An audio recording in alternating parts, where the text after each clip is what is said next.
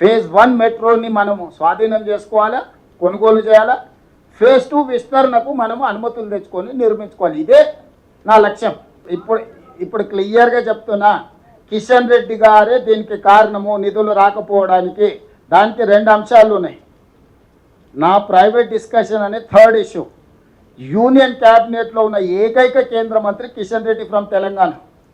ఇది కేంద్ర ప్రభుత్వం దగ్గరనే ఆగి ఉన్నది. ఇది ఆయన ప్రాతినిధ్యం వహిస్తున్న పార్లమెంట్ నియోజకవర్గం, ఆయన రిప్రజెంట్ చేస్తున్న స్టేట్. ఆయనకు తెలంగాణ కోటాల మంత్రి ఇచ్చిండు, గుజరాత్ కోటాలు ఇవ్వలే. వీళ్ళు గుజరాత్ కోటాలు ఇస్తే గుజరాత్కు మొన్ననే అహ్మదాబాద్కు మెట్రో ఫేజ్ 2కు నిధులు ఇచ్చి చూసినా కదా మన క్యాబినెట్లో.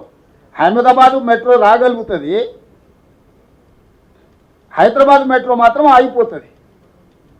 ఏం చెప్తారు? ఉత్తరప్రదేశ్కి ఇచ్చిండ్రు, అహ్మదాబాద్కి ఇచ్చుకున్నారు, వాళ్ళకి కావాల్సిన దగ్గర వాళ్ళు ఇచ్చుకో.